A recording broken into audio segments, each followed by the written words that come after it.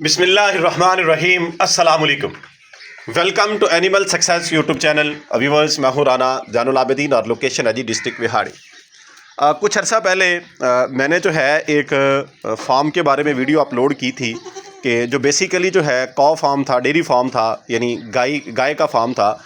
लेकिन साथ में कुछ अरसा से कोई 5-6 साल से वो बकरियों का शौक़ भी कर रहे थे और प्रॉपर फार्मिंग के तौर पर इसे लेके चल रहे थे। अब जो है उस फार्म का इख्तिताम हो चुका है। तो उस फार्म की जो कारकर्दगी रही है उसके बारे में और क्यों उन्होंने ये ख़त्म किया, ये आपके सामने रखूँगा। क्योंकि इस काम के अंदर गुज़िश्ता चंद सालों से, पिछले जो 4-5 साल हैं, बहुत से लोग जो हैं वो इस काम में आए और बहुत से लोग जो हैं इस काम को छोड़ के चले गए। ये इतना आसान नहीं है जितना नज़र आता है। जितनी कैलकुलेशंस मेरे समेत हम तमाम वीडियोस बनाने वाले आपके सामने रखते हैं, प्रैक्टिकली वैसा जो है वो पॉसिबल नहीं होता।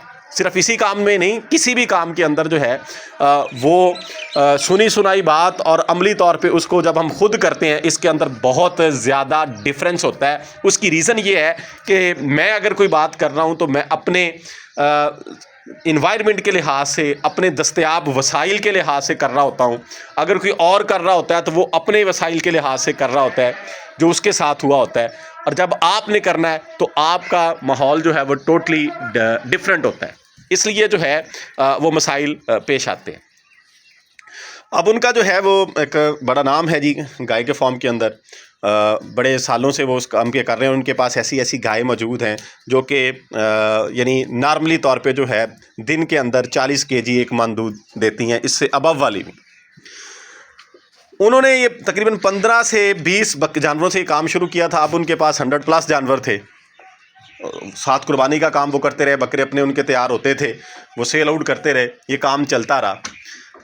और ब्रीडर आपने देखा होगा, मैंने जो है इस दफ़ा गर्मी के अंदर जब क्रॉसिंग हुई थी इन जानवरों की, ये जो बच्चे मेरे पास आए हैं, जंतर के अंदर चराई में मैंने वो नागरा ब्रीडर आपको दिखाया था। वो ब्रीडर उनके पास मौजूद था और वो मेरे एरिए के अंदर एक ख़ूबसूरती के लिहाज से, हाइट के लिहाज से बड़ा खूबसूरत किस्म का ब्रीडर है। 47+ उसकी हाइट है और एज भी उसकी 5 साल कम से कम है। यानी पूरा एज के अंदर कह लें कि बूढ़ा पुराना ब्रीडर है। और बड़े उसके जो हैं टॉप क्लास के बच्चे भी पैदा हुए। वज़न के लिहाज से जो है उसके बच्चों ने ये कह लें कि 2-2 मन गोश्त भी किया। 80 केजी साफ़ी गोश्त जो है इसमें पहुँचे और लाखों में वे सेल आउट भी। बकरियां नॉर्मल थी उनके पास, यानी मिक्स थी, छोटी ज़्यादा थी, बाकी कुछ दोगली थी। यानी खूबसूरती के ऊपर, ब्यूटी के ऊपर उन्होंने काम नहीं किया। उन्होंने जो है वो बकरियां जब परचेज़ की आज से 5-6 साल पहले, तो वो उन्होंने 15,000 की रेंज पे बकरी ख़रीदते थे, यानी इससे महंगी नहीं ख़रीदते। उन्हीं बकरियों से ये बच्चा भी जो ब्रीडर है उनके पास, ये भी उन्होंने इसी तरह कम कीमत में 10-15 हज़ार में बच्चा सा ख़रीदा था और वो बड़ा अच्छा पल गया। फ़ीड को वो समझते थे, चूँकि डेयरी का काम करते थे, फ़ीड को वो समझते थे, फ़ीड वो अच्छी देते थे और वो चीज़ें जो हैं वक्त गुजरने के साथ साथ चलती रही। लेकिन एक मसला उनसे हल नहीं हो सका, वो ये थी कि रहाइश उनके पास प्रॉपर नहीं थी बकरियों के हवाले से। उसका नुकसान वो ये उठाते रहे हैं कि बच्चे जो हैं उनके 50% जो हैं वो एक्सपायर होते थे, कम से कम, जो बाज़ दफ़ा इससे भी ज़्यादा हो जाते थे। तो इस वजह से वो जो है मसाइल का शिकार रहे, तंग रहे। दूसरा ये होता था कि बकरी की और बड़े जानवर की, गाय की जो है फ़ीड में बड़ा डिफरेंस था। शुरू में तो उन्होंने एक ही फ़ीड रखी, साइलेज पे रहे, उससे मसाइल आए, साइलेज को उन्होंने छोड़ा। फिर जो है वह रवायती तरीक़ेकार से, जैसे ये ड्राई फूडर्स, भूसा जात हैं, इनकी तरफ आए। तो उन्होंने कहा जी ये कॉस्ट ज़्यादा पड़ती है, क्योंकि वो कैलकुलेटेड फार्मिंग करते थे, कंपैरिजन करते थे गाय के साथ जो है। तो ज़ाहिर बात है कि गाय ने तो वो जो खाना है वो शाम को आपको पे बैक कर देना है, बकरी तो ऐसा नहीं करती। सबसे अहम जो इशू उनके साथ पेश आया वो था बच्चों का ना बचना। और उसमें ज़ाहिर बात है कि मेरी नज़र में, बल्कि बाकी जो शौकीन भाई दोस्त अहबाब हैं मेरे, उनकी नज़र में भी यही था कि उनकी रहाइश प्रॉपर नहीं थी। मेरी कुछ वीडियोस भी मौजूद हैं उस फॉर्म की। तो उस वजह से बच्चे जो हैं उनके नहीं बच पाते थे, एक्सपायर हो जाते थे। और दूसरा वो ये कहते थे कि इनको दूध पिलाना, गाय की तो वहाँ पे मशीनें मौजूद हैं, प्रॉपर जैसे फार्म होता है वैसे वो रन कर रहे हैं। इनको वो कहते हैं कि हमारे 2 बंदे सुबह से शाम तक जब ये डिलीवर करती थी इनके ऊपर होते थे दूध पिलाने के लिए। यानी खपत भी इंतहा की और बच्चे भी नहीं बचते थे। उन्होंने तंग आके जी वो सारा फॉर्म ख़त्म कर दिया, सारे के सारे जानवर जो हैं वो सेल आउट कर दिए, सारे के सारे जानवर उन्होंने कर दिए जी सेल आउट। तो वो ये हो गया कि कुछ जानवर उन्होंने 10-10, 15-15 करके सेल आउट किए। एंड पे कुछ जो बचे थे उनके पास वो इकट्ठे एक ही जगह पे सेल आउट कर दिए। बड़ा ब्रीडर और एक बकरा उन्होंने कुर्बानी के लिए रख लिया, बाकी उन्होंने शौक को कर दिया खत्म। आपके सामने बात रखने का मकसद ये है कि अगर आप कैलकुलेशन के ऊपर और अपने जो दस्तयाब वसाइल हैं उनके लिहाज से फेल हो जाते हैं, कैलकुलेशन में भी फेल हो गए, जो आप उनको प्रोवाइड कर रहे थे चीज़ें और उनसे आप तवक्को रखते थे पे बैक की, उसमें आप फेल हो जाएं तो फिर जो है आप मायूस हो जाते हैं, मायूस होकर आप फार्मिंग छोड़ दें। और ये पहला फार्म नहीं है, मुझे भी देखें आज से 5-6 साल पहले जो है मैं भी बकरी को बिल्कुल कुछ भी नहीं समझता था, मुझे अलिफ बे का भी नहीं पता था। तो जब मैं इस शौक़ में आया, मैंने भी आप लोगों की तरह जो नए शौकीन हैं उनसे मुखातिब होकर कह रहा हूँ कि एक एक चीज़ को आहिस्ता आहिस्ता नुकसान भी किया और सीखा। तो इन 5-6 सालों में मैंने इस तरह की बहुत से वाक़यात देखे भी हैं। बहुत से लोग जो हैं वो बड़ी शिद्दत के साथ आते हैं, ये फार्मिंग करते हैं और भाग जाते हैं। भागते इसीलिए हैं कि जब नुकसान होता है, सुनी सुनाई बात तो ये कर लेते हैं कि अगर आप 20-25 हज़ार का बकरा ले लें, वो आप उसके ऊपर ख़र्चा करें 10-15 हज़ार कुर्बानी के ऊपर, वो फ़ी बकरा आपको 15-20 हज़ार दे देगा।